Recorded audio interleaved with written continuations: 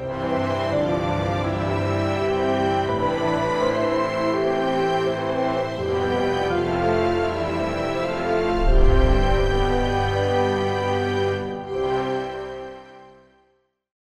심판이라고 하는 것은 과거예요. 그러니까 그것을 보면서 너무 마음이 아픈 거예요. 왜 미래는 없고, 미래의 찬란한 청소년과 비전과 꿈은 없고, 서로가 서로를 향하여 심판해 달라고 국민들을 향하여 외칠 수밖에 없는 그런 정치의 현실이 되었을까? 못담시 이렇게 됐을까? 전라도 말로 거시기 하다. 드디어 이제 심판 성적서를 받아들었습니다. 한쪽 편에서는 그렇게 프랑카드를 걸었더라고요. 국민의 채찍질을 겸허히 받겠습니다. 모르겠어요. 어떻게 겸허히 받을지는 한번 두고 볼 일입니다. 그런데 심판 문제를 우리가 생각을 하면서 마음속에 무슨 생각이 드느냐면, 여러분, 국민들의 심판 굉장히 예리하고 날카롭습니다. 대한민국의 수준이 보통이 아닙니다. 끄떡끄떡이죠. 이게 보통 수준이 아닙니다. 그런데 이 심판에 있어서 국민들의 심판도 참 무섭습니다만 또 하나의 심판이 있습니다. 무슨 심판이 있죠? 하나님의 심판이에요. 오늘 9절에도 이제 19절에서도 그 말씀이 나오잖아요. 하나님의 심판이라고 하는 단어가 19절 속에서 우리에게 말씀을 해주고 있어요. 여러분, 이 하나님의 심판, 이 하나님의 심판은 누구를 향하여 하나님의 심판을 하시는가? 누구를 향하여? 죄를 지은 사람. 여러분, 죄라고 하는 단어는 그렇게 달가운 단어가 아니거든요. 딱 봐서 여러분들이 여러분 다 죄 지었어요. 그러면 싱긋이 웃으며, 나이 목사님 모르고 살았는데 가르쳐 주니까 참 고맙네요. 그런 반응이 나올까요? 아니면 속으로, 아니, 은혜 받으러 왔는데 왜 죄 문제를 꺼내? 첫 번째예요, 두 번째예요? 죄라고 하는 단어 자체가 거부감을 느끼게 하는 단어예요. 그런데 하나님께서 이 로마서의 말씀을 주시면서 가장 먼저 주신 말씀이 복음이었거든요. 복음이라는 뜻은 가스펠, 다시 말해서 굿뉴스, 좋은 소식이다 그 말이에요. 그 좋은 소식이 무엇인가? 주 예수 그리스도. 이게 좋은 소식입니다. 한번 해보실까요? 복음이란 주 예수 그리스도다. 이게 복음이에요. 그래서 복음이 바로 주 예수 그리스도라고 선포한 다음에, 그 다음에 로마에 있는 성도들이 편지를 쓰면서 무슨 문제를 끄집어내는가? 죄 문제를 끄집어냅니다. 왜 그랬을까? 여러분, 좋은 소식은요, 좋은 소식이라고 인정하는 사람에게만 좋은 소식이에요.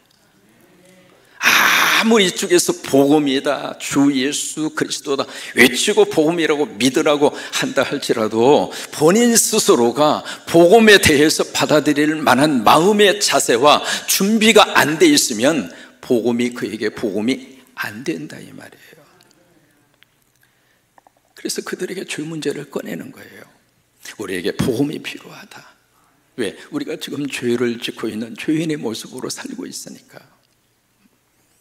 그래서 이 죄 문제를 꺼내면서 가장 먼저 등장하는 대상이 누구냐면 이방인입니다. 그 이방인들이 어떻게 하나님 앞에 죄를 지었는가? 하나님을 섬기지 않고 우상을 섬겼어요. 그게 죄라고 하는 거예요.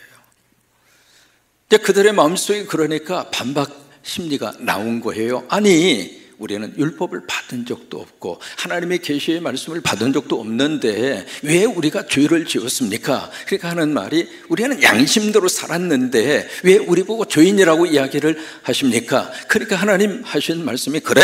양심대로 살았어? 과연 양심대로 살았다고 자부할 수 있는 인간이 누구야? 그러면서 이방인, 너희들은 죄인이다. 그 말을 들으니까 옆에 있는 유대인들이 우쭐해지는 거예요. 아, 우리들은 죄인이 아니지. 왜? 하나님의 말씀을 받았고 하나님의 선택받은 선민이니까 우리는 죄인이 아니지. 그렇게 생각하고 있는 순간에 하나님의 유대인들을 향하여, 유대인, 너희들도 죄인이야. 율법을 가지긴 가졌지만은 예배를 드리고 하나님을 섬긴다는 말과 종교적인 의식은 가지고 있었지만은, 그러나 유대인, 그대들도 죄인이다. 그게 이제 로마서 1장 18절부터 3장까지 쭉 이어지는 그런 내용입니다. 그러면서 오늘 3장 이 9절 말씀에 거기에 대한 결론이에요. 결론의 말씀으로 두 가지의 질문을 딱 제시합니다. 뭐라고 질문을 하고 있는가? 여기 9절에 보시면은 그러면 어떠하냐? 이 말이 무슨 뜻이냐면 결론이 뭐냐 그 말이에요. 그러면서 하는 말이 우리는 나으냐? 우리는 괜찮은 사람이냐? 여러분 그 우리라고 하는 그 대상은 누구냐면 로마에 있는 예수 믿는 크리스찬들이에요. 이것을 오늘 우리 속으로 딱 대입을 하면 예수 믿고 지금 예배 드리는 하나님 믿는 크리스찬들은 그들보다 괜찮은가? 여러분 어떻게 생각하세요? 여러분 괜찮으세요? 그들보다 훨씬 나으세요? 그들보다도 비교해서 그 누구보다도 훨씬 더 하나님 앞에 어떤 죄의 모습하고 단절된 모습으로 그렇게 바르게 그렇게 멋진 하나님의 사람으로 삶의 자리를 지켜가고 있으세요? 우리는 나은가? 가끔 우리가 착각할 때가 있어요. 교회 와서 예배드리고 그리고 내가 신앙생활 한다는 이 자체가 하나님 앞에서 죄하고 전혀 상관없이 그렇게 사는 사람인 것처럼 스스로가 착각해요. 아니에요. 또한 어느 정도 사이즈 있는 교회에 나가는 교인들은 무슨 착각에 빠지느냐면 자기가 그 교회 사이즈만큼 수준이 높다고 생각해요. 수준 높은 설교를 들으면 내가 수준 높은 윤리와 도덕과 믿음의 삶을 살고 있다고 스스로가 착각해요. 아닙니다. 오늘 성경은 우리에게 도전적인 질문을 합니다. 그대들은 나은가? 아니라 이 말이에요. 그 질문에 대해서 오늘 성경은 뭐라고 말씀을 하시고 있는가? 결코 그럴 수 없다. 영어 번역에 보시면요, not at all. 결코 그렇지 않다. 아니라 이 말이에요. 그리고 하시는 말씀이 내가 이미 선언하지 않았는가? 아니 하나님이 이미 우리에게 선언하지 않았는가? 이방인이든 유대인이든. 그 다음에 중요합니다. 모두가 다 어디 아래에 있어요? 죄 아래에 있다고 이미 선언하지 않았는가? 여기 죄 아래라고 하는 것은 under 그 아래죠. The power of sin. 죄의 파워 그 힘 안에 그 아래 우리가 있다 이 말이에요. 다시 말해서 죄의 영향권 속에서 벗어나는 인생을 살고 있는 사람은 없다 이 말이에요. 예수를 믿는 사람도 죄 아래 있고 예수 안 믿는 사람도 죄 아래 있고 예배 드리는 사람도 죄 아래 있고 예배 안 드리는 사람도 죄 아래 있고 모든 사람이 모두가 다 뭐예요? 죄인이라 이 말이에요. 나도 죄인이고 당신도 죄인이고 영어로 말합니다. Everybody 죄인이라 이 말이에요. 이게 성경의 선언입니다. 그러면 왜 이 선언을 로마서 앞부분에서 왜 이 선언을 지금 그들에게 공개적으로 지금 하고 있을까? 왜 모두 다 죄인이라고 지금 말씀을 하고 있을까? 왜 그런 두 가지 때문에 그래요. 첫째, 율법을 지켜 하나님 앞에 구원받을 인생은 없다. 그걸 말하고 싶어서 그런 거예요. 두 번째, 그러기 때문에 복음이 필요하다 이 말이에요.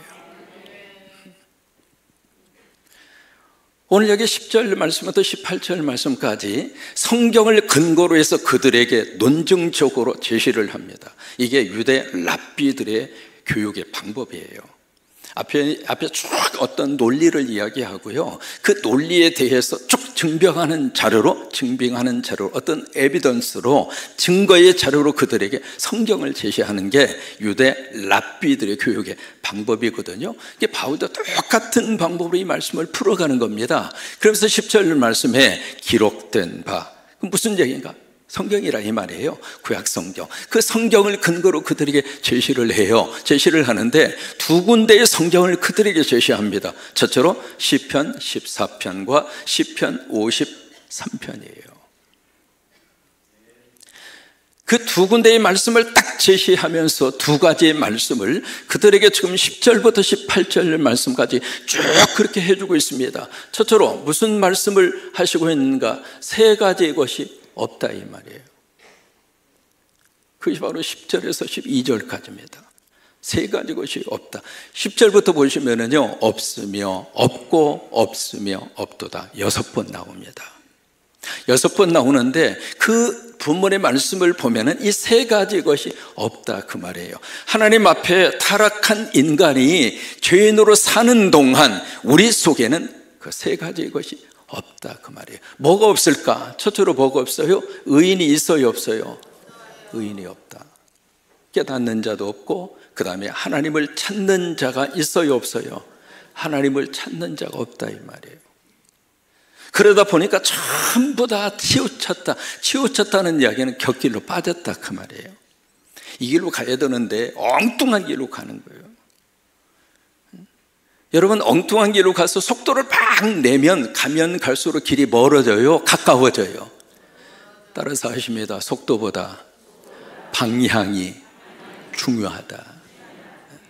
우리는 속도를 참 중요하게 생각하거든요. 우리는 빨리빨리. 근데 속도도 중요하겠습니다만은 속도보다도 방향이 잘못되면 그 속도는 오히려 목적지에서 더 멀어지는 거예요. 그게 치우쳤다 이 말이에요. 가야 할 그 정도의 길에서 곁길로, 영어로 말하면 turn away, 다른 길로 빠져버렸다 이 말이에요. 그래서 다 치우치다 보니까 어떤 현상이 나타나게 되는가? 모두가 다 무가치하게 되고, 여기 무익하게 됐다 그 이야기는요, 무가치한 삶의 자리로 자꾸 그 방향으로 흘러가더라 이 말이에요. 그게 바로 여기에 하나님이 없는 사람의 특징이다. 오늘 성경은 그렇게 말씀을 하고 있는 거예요. 그 다음에 세 번째로 그들에게 뭐가 없는가? 선을 행하는 자가 없으니 한 사람도 없도다. 여러분, 10절에서도 의인은 없나니 한 사람도 없다. Even one person. 한 사람. 어떻게 지구상에 그렇게 많은 사람이 사는데 어떻게 그렇게 의인 한 명도 없느냐 그 말이에요. 근데 12절에 가서도 선을 행하는 자가 없는데 한 사람도 없는 거예요. 이것이 바로 하나님 없이 살고 있는 죄인들의 세 가지 없는 그런 현상들이에요. 그 다음에 두 번째로 여기에 이제 신체적인 부위, 세 가지 신체적인 부위가 쭉 나타나고 있습니다. 나타나면서 바로 거기에 세 가지 것이 있다, 그렇게 정반대의 말씀을 하시고 있어요. 세 가지 것이 여기는 없고 여기는 있다 그 말이에요. 여기 있다고 하는 것은 긍정적 측면에서 있다 그 말이 아닙니다. 잘못된 그런 현상과 결과들이 그 속에 있다 그 말이에요. 그러면서 신체적인 것 세 가지가 등장을 해요. 가장 먼저 나오는 신체가 어디냐면 입이에요. 입이 나오는데 입이 목구멍이 나오고요. 목구멍은 열린 뭐라고 그랬어요? 무덤. 여러분, 무덤이 열려봐요. 그 속에서 향기로운 냄새가 펄펄 나죠. 무덤이 확 열리면 보고 싶어져. 세상에 이렇게 좋은 게 있느냐고 그렇게 해서 사람이 확 그쪽으로 몰려들죠. 우리 목구멍이 그렇다 이 말이에요. 열린 무덤에서 추한 냄새가 나고 썩은 냄새같이 누하는 것처럼. 그 다음에 목구멍이 나온 다음에 그 다음에 뭐가 나오는가? 혀가 나와요. 혀가 나오고 그 다음에 세 번째로 뭐가 나오는가? 입술이 나옵니다. 입술에는 뭐가 있는가? 독사에 뭐가 묻어 있어요? 독이 묻어 있고. 그 다음에 입이 나옵니다. 입. 이게 그 현상들이 바로 입에서 쭉 나오는데, 자 보세요. 입을 통해서 우리들이 가장 많이 하는 게 있습니다. 그게 바로 뭐예요? 말입니다. 여러분, 우리가요 믿음이 있는가 없는가를 어떻게 알 수 있겠는가? 첫 번째 바로메터가 말이에요. 그 사람이 말을 들어보면 말 속에 믿음 있는 사람은 믿음의 말이 나가요. 내 안에 성령으로 충만하면 성령의 말이 나가요.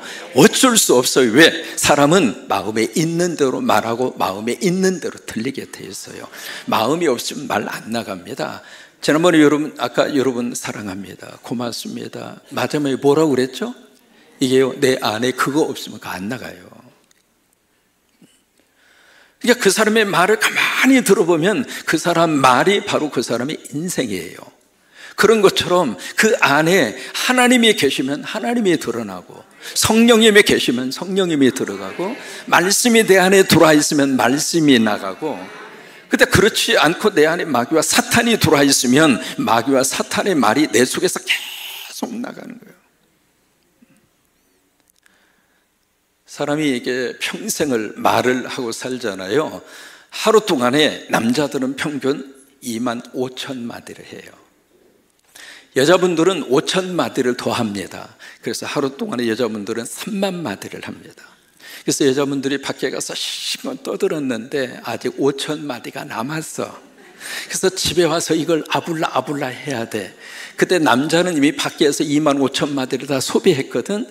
집에 오면은 말하고 싶지 않아. 가만히 이렇게 앉아 있어. 그럼 옆에 와가지고 막 여자분들이 막 왜 5천 마디를 해야 하루를 끝내는 거니까. 그래서 막 뭐라고 그러면 시끄럽다고 이 옆에나 잔소리가 많냐고 그러는데 하나님이 그렇게 창조했으니까 이해하고 사세요. 그런데 이것을 1년 동안에 우리가 그 하는 말을 다 모아보면 400페이지. 페이지 두께가 얇아요? 두꺼워요? 두꺼워요. 400페이지 책 132권을 쓸 수 있는 분량의 말을 하고 살아요. 그러면 차 목사는 아마 1000권도 넘게 말을 하고 살 거예요. 근데 우리 말이 둘 중 하나입니다. 살리는 말이 있고 죽이는 말이 있어요. 여러분 서로 간에 살리는 말을 많이 하시기 바랍니다. 아이들을 나무랄 때에도 막 감정이 상해서 이놈 하면서 다른 말을 하려고 그러다가도 아니지 살리는 말을 해야지. 야 이놈아 못해도 이놈아 이병철처럼 돈 벌어먹을 놈아. 아멘이잖아요. 집사람이 흔히 자주 하는 말이 있습니다. 못해도 대학 총장을 해먹을 놈아. 살리는 말을 하세요. 격려하는 말을 하시고 위로하는 말을 하시고. 왜냐하면 우리 안에 성령이 충만하면 성령이면 우리를 살리세요. 그래서 이 말 속에 바로 여기에 죄인으로 타락한 인간의 말 속에는 목구멍이 열린 무덤처럼 혀에 입술에 독사의 독이 있고, 그래서 입만 벌리면 사람을 저주하고 사람을 쉬게 하고 미워하고 하나님이 기뻐하는 말이 아닙니다. 그 다음에 두 번째 뭐가 나오는가? 발이 나옵니다. 발은 지금 어디에 빠르게 발이 움직이고 있는가? 피를 흘리는 곳에.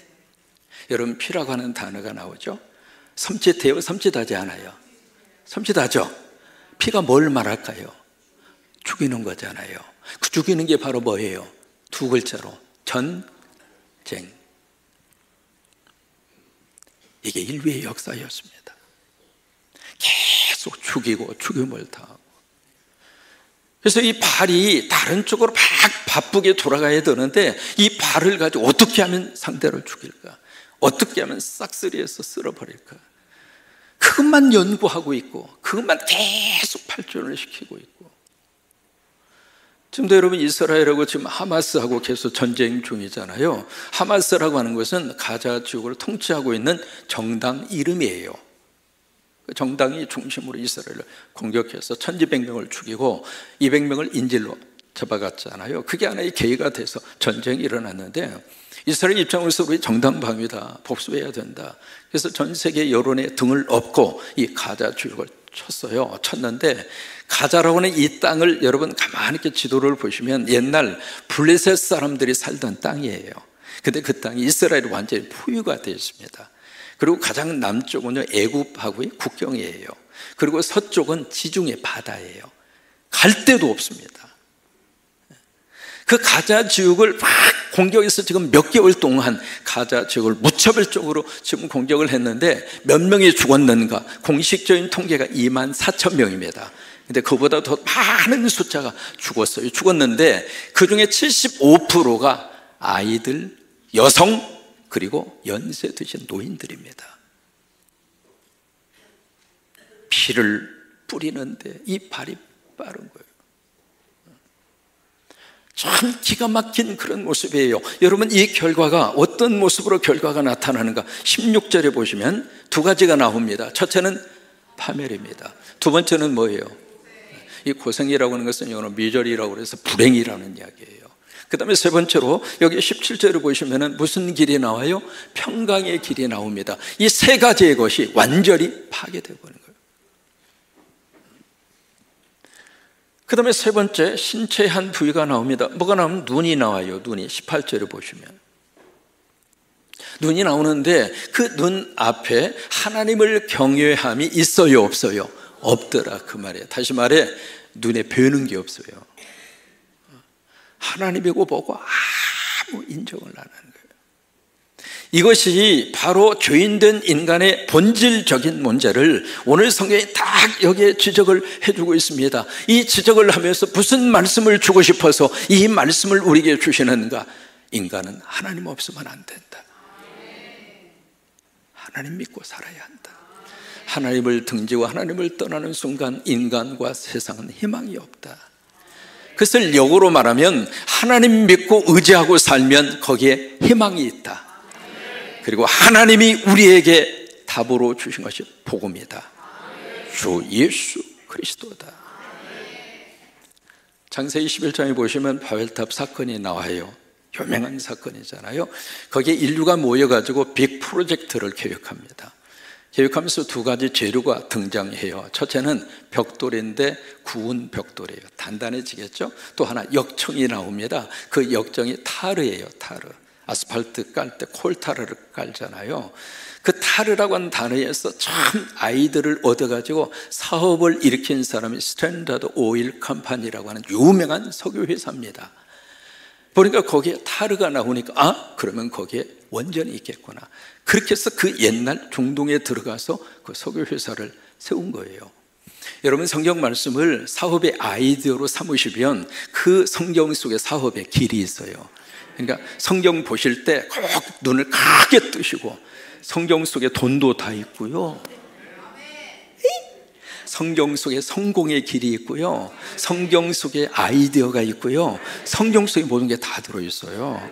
그래서 두 가지 재료를 가지고 어떻게 빅 프로젝트를 시작하는가 두 가지 계획을 세웁니다. 첫째, 도시를 건설하자. 두 번째, 망대를 세우자. 이 망대라고 하는 게 타워입니다. 그러면 여러분 왜 망대를 세우는가? 망보기 위해서 망대가 필요한 거 아니겠어요? 두 가지 목적으로 망대를 세웁니다. 적의 침입이 있는가 없는가 그걸 보기 위해서 망대를 세우고요. 두 번째는 들녘에서 일을 하고 있는 노예들을 감시하기 위해서 망대를 세웠어요. 그런데 이 망대를 어디까지 세우려고 하는가? 하늘 꼭대기까지. 아니 하늘 꼭대기까지 망대 세워서 뭐 어디다 써먹으려고? 무슨 얘기냐면 하늘을 망보겠다 그 말이에요. 다시 말해 하나님을 감시하겠다 그 말이에요. 이게 인간이 하나님과 대립각을 세우는 유명한 바벨탑 사건입니다. 우리 하나님 없이도 살 수 있다. 우리 하나님 의지하지 않아도 우리끼리 얼마든지 이 엄청난 프로젝트를 진행해서 성공할 수 있다. 그게 바벨탑 사건이에요. 근데 이게 성경에서만 끝나는 역사가 아니라 역사 속에서 바벨탑의 사건이 계속 이어지고 있는 거예요. 대표적인 케이스가 1차, 2차 세계대전입니다. 엄청난 사람이 죽어갔습니다. 이제 한 세기가 지난 다음에 우리 인간 속에 바벨탑으로 들어온 것이 하나 있습니다. 그게 바로 뭔가? 과학입니다. 한 가지 예를 들어볼까요? 핸드폰 다 가지고 계시잖아요. 지금 꺼내보세요 하면 전부 다 움직일 거예요. 얼마나 편리합니까? 근데 핸드폰이 순기능도 있습니다만은 핸드폰 속에 역기능이 있어요, 없어요? 이 핸드폰이 앞으로 우리 인간 삶에 어떤 영향을 미칠지. 성경의 결론은 그겁니다. 하나님 없는 죄인된 인간의 모습의 미래는 어둡다. 희망이 없다.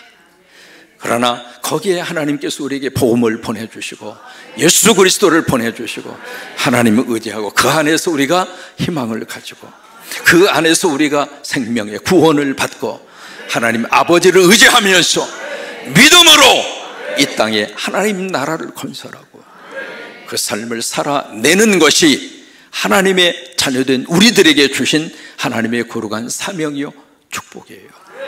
여러분 가운데 그 은혜가 넘치게 되기를 주의 이름으로 축원합니다.